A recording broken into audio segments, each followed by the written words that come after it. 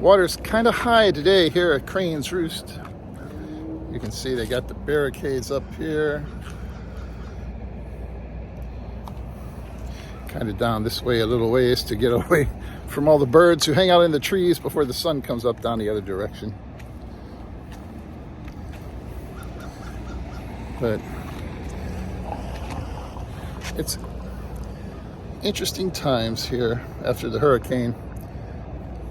I had some guy up in Orange City was doing some work on one of my guitars for me, like put a couple different pickups in, and gonna make some videos of that here next few weeks while my wife is in the Philippines. Take the time to do some videos with that guitar now it's done. It's this three pickup Les Paul custom from Epiphone, like a Joe Bonamassa signature, and had a six position freeway switch put in so I can get all the different pickup combinations I want out of it. Let's see if I can set this up here. But do some videos with that guitar now it's finished. We drove up there though, and they still had some places that are flooded out. Kind of had to take a detour around some places. I don't like the way this is working here. I'll just have to hold it.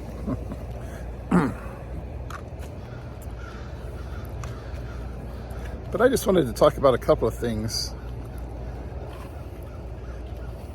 One of my other videos I made got a couple of comments about, well, one of the comments was about Nikki Haley, when I mentioned that that's who I was really hoping would be our nominee, her or Rick DeSantis, you know. Rick DeSantis is a little more childish to me sometimes in terms of catering to the ultra right wing and his little fight with Disney, you know, and all that stupid shit. Childish kind of stuff like that people get into. But someone commented that Nikki Haley, something about the international military complex or some shit, you know. There's a lot of questions from people about our foreign military involvement and so forth. There's always been that way. Yeah, you've got, to start with, you've got two different camps here in the United States anyways, which go all the way, well, I mean, all the way back through our history. You've had the isolationist people who thought, you know, today they like to phrase it as America first, you know, but there's a very valid point to be made. We need to be taking care of ourselves and not getting involved in too many foreign military entanglements. On the other hand, we're living in a world where we've had, you know, world wars with people who tried to actually dominate the planet and basically enslave everybody else and subjugate them. And people who weren't going to stand for it had to stand up and fight. You know, people like to talk about the greatest generation. It's kind of sad, you know, some of our grandfathers, and in my case, you know, being an older guy, my father, who were in the military back in World War II, and over in Japan and Germany and places like that, and trying to stop those people. And then today, you've got these people who are just openly racist, you know, Jew haters, and want to stick their head in the sand again and pretend that we don't have to worry about any of this stuff that happens anywhere else. And in the world we're living in, as interconnected as it is, that's just not a very valid viewpoint, you know. One can argue, obviously, about individual conflicts and things and whether or not it's wise to be involved in them. But sometimes you just have to show a dumbass dictator that the rest of us aren't going to put up with their bullshit, you know. And it's like, you know, with Putin, you know, with this whole Ukraine thing, it's amazing how many people want to kiss that guy's ass and act like we're supposed to just like chill and let him, you know, do what he wants and not teach him a lesson. Obviously, teaching a lesson to someone can be expensive sometimes, you know. And so there's always the question, is it worth the price you're going to pay for doing it, you know? Morning. But that is just a necessity of life on this planet, you know. It has to be done sometimes. And a lot of people don't like it. And in fact, it's really kind of appalling to me when you see certain people on the far right fringe who just seem to be really in love with these kind of assholes today. And then you see some of these people like Candace Owens, who, she made her claim to fame. She found a sweet gig knowing she could be, like a black conservative female and have Fox News help her become a millionaire. And now you see some of the crazy shit that she's into. I've seen some interviews she's done with people who basically talking about, the Nazis weren't that bad, and morning. And, I guess her husband that she's with now, some ultra conservative, Catholic sect that, not very into Jews and people like that, So she's kind of started saying some really crazy stuff.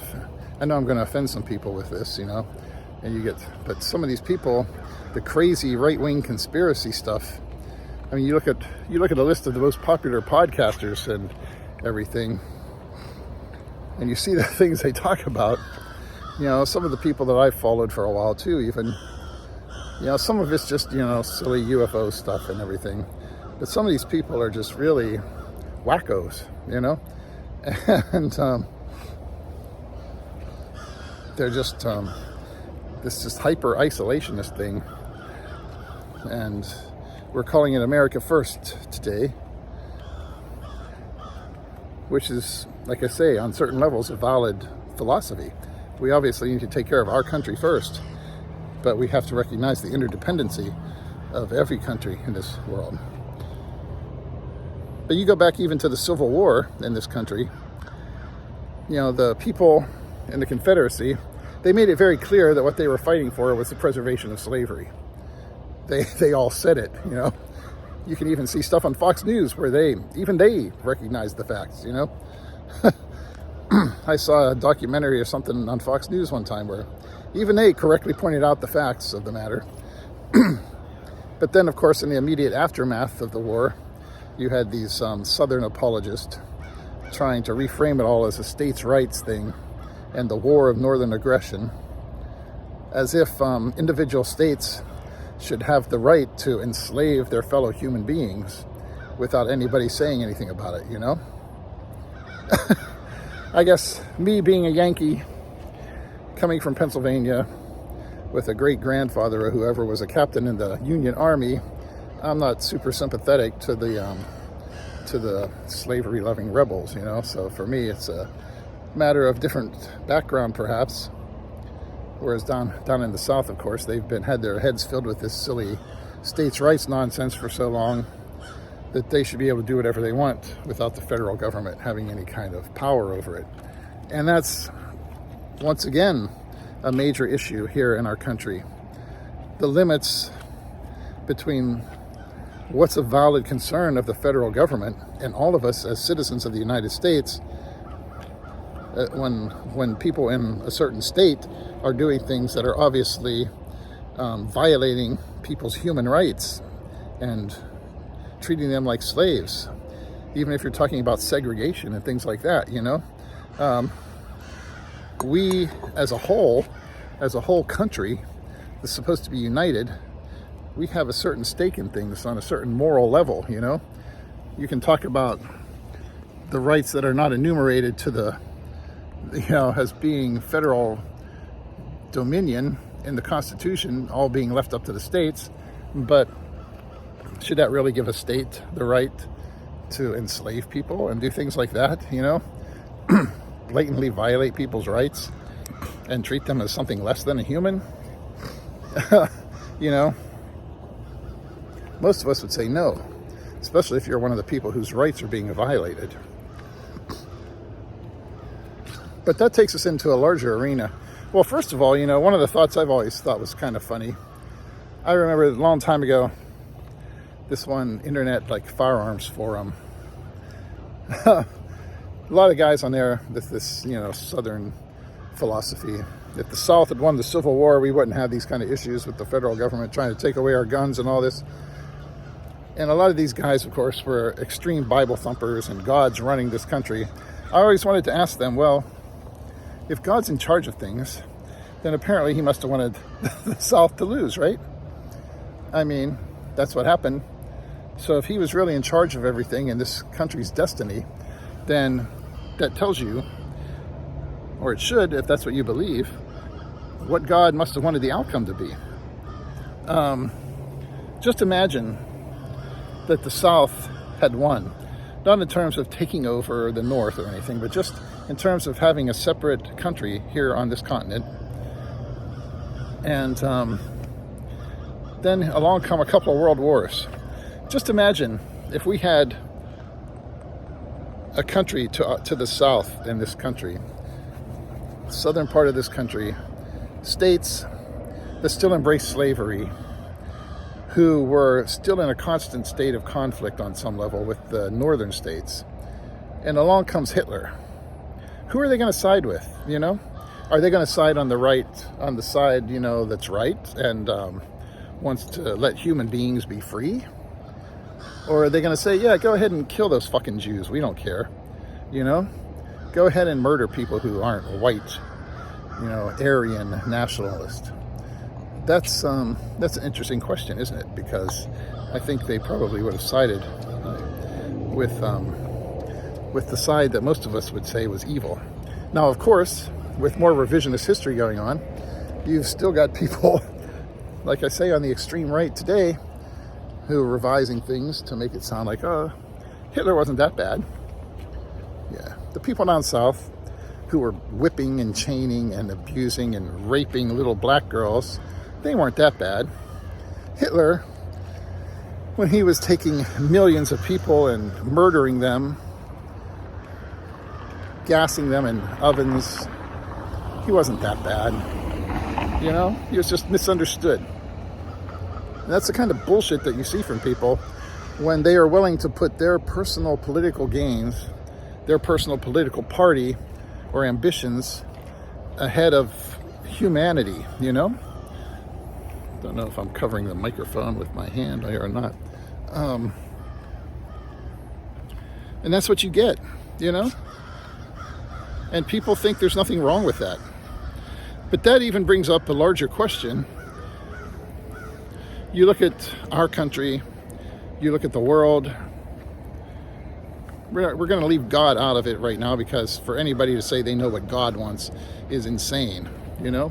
Though we could make some valid, reasonable assumptions probably about what the person or being who created this intelligent species would want for us, just in terms of logic and the survival of our species. You know, which is really more important as a human being? You know, as an American, hey, I love America, you know? I love the American way of life. We're not perfect, but this is where everybody wants to come, you know?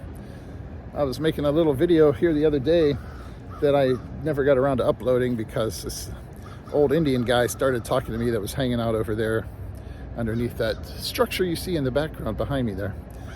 And telling me how he had lived all over the world and this is the greatest place he's ever been, you know?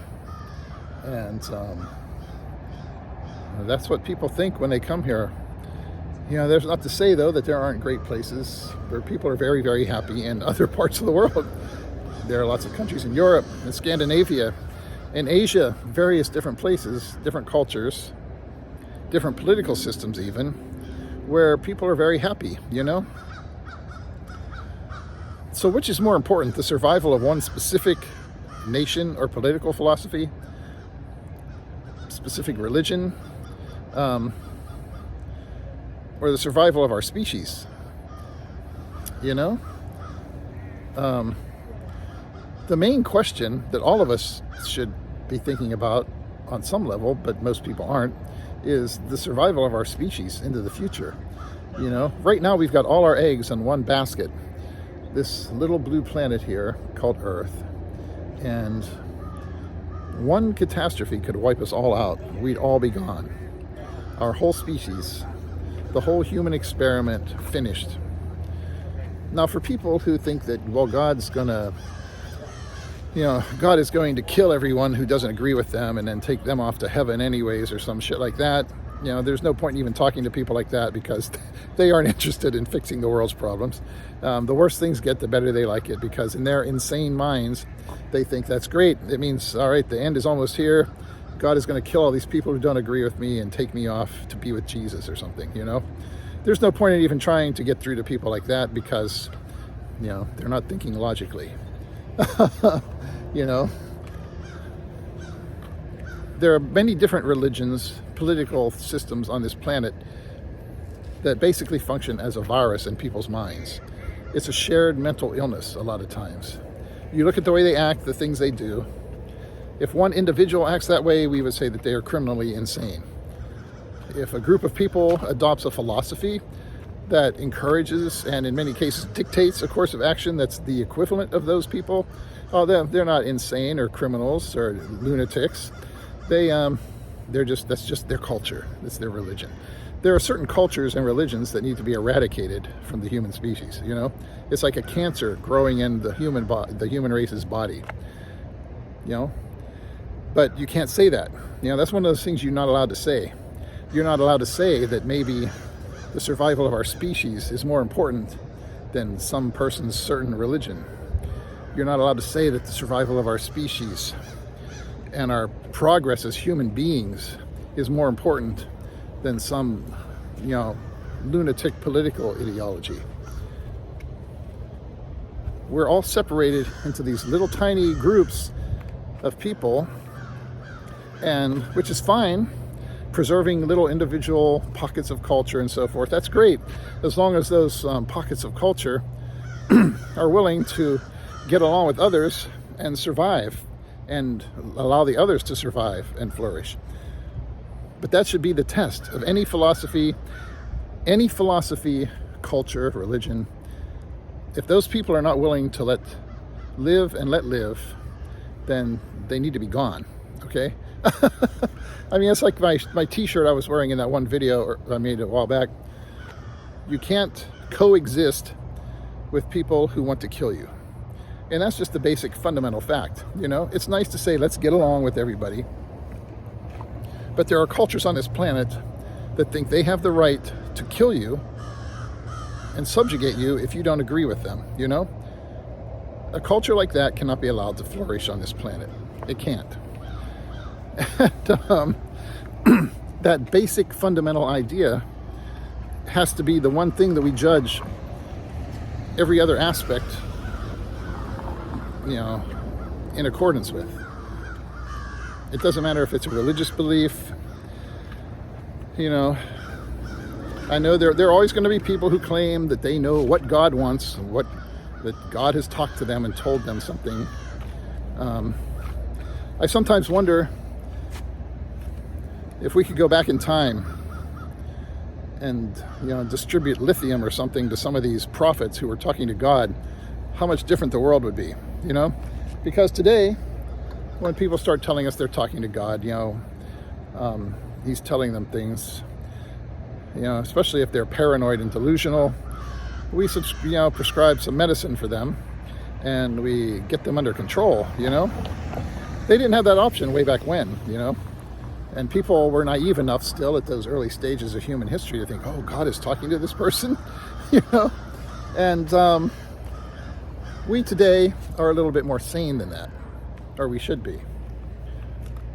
But still, thousands of years of having this stuff drilled into our heads and being brainwashed from the time we're born into certain religious philosophies and so forth, and certain ideas, most people are not willing to deprogram that stuff and look at things from a realistic point of view. But you're not allowed to say that.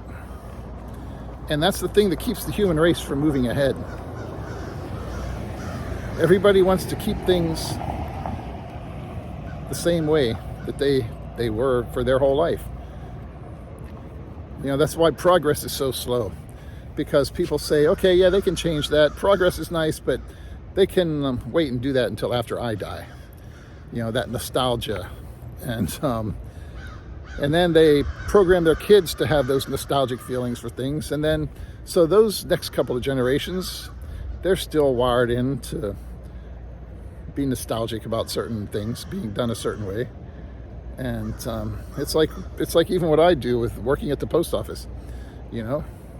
Sometimes it's like you think there must be this nostalgic attachment to having people go out and walk around in the snow and the rain and the sleet and put mail in a box on their front porch because, I don't know, is that because grandpa had it that way or what, you know?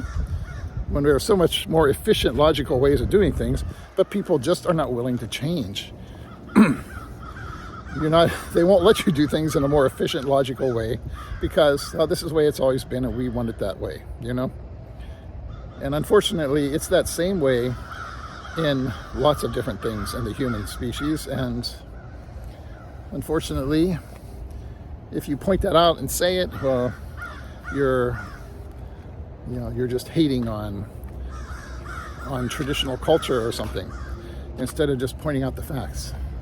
It's okay for people to have religious beliefs and all of that, political beliefs, but when it interferes with the survival of the human species, you know, let's not even talk about the advancement of the human species, but just even the minimum level of survival of the human species, you know, somebody has to do something about those things. And it's impossible to do it because of nostalgia. People get used to things being done a certain way and they want to keep it that way until they die and go off to heaven or wherever. And then, you know, a lot of people don't even think about the future of this planet because they're just waiting for Jesus or somebody to come down and destroy it and take them off to see their virgins in heaven or something, you know? Anyways, that's just my personal take on those things. That's a very tall lady.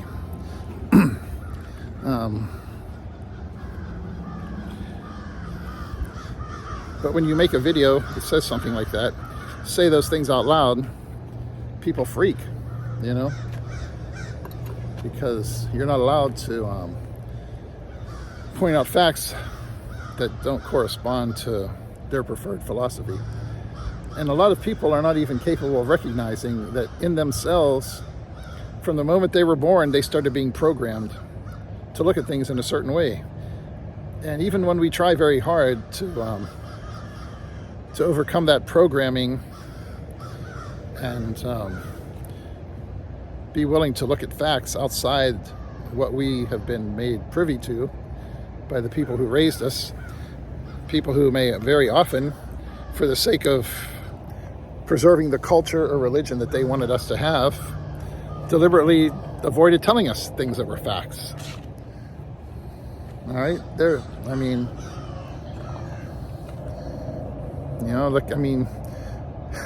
you look at these people sometimes who want to tell us what we should be teaching in schools. You know, like it's like parents know best. It's like you used to hear that a lot in COVID. Parents know best. Do they really? About what? You know, they might know whether their kid would be better off going out for basketball or playing the flute, but you're talking about a lot of people who think that 4,000 years ago, some guy named Noah took a bunch of animals and put them in a big wooden ark and floated around on the water, you know, during a global flood. And everybody who's here today, we all came from that. And all these religions and all these different things that people have been programmed to believe, even when there are things about them that are provably false, you know, and they're not willing to change their mind because they want to believe it. And there's always going to be that tension between what people should be believing in terms of what the facts are and what they want to believe just because it's, you know, makes them feel good and nostalgic. But nostalgia has the capability of killing the human race, you know, especially in a world where we are this interconnected and people have nuclear weapons and we haven't figured out anywhere else to go yet, you know, so that's going to be an issue. We just have to hope that we can get things squared away, and at least they're going to be, you know, that's the other hard truth.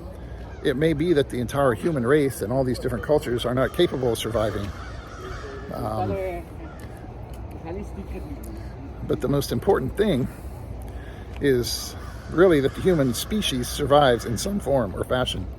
And that ultimately 50, 100, 500,000 years from now, somewhere down the road, people who are still here in some star system 50 light years away from here, they may not be interested in any of the philosophies that we think are so important right now, because they may have shed all that stuff, and all the things that we think are so important right now will have been totally forgotten.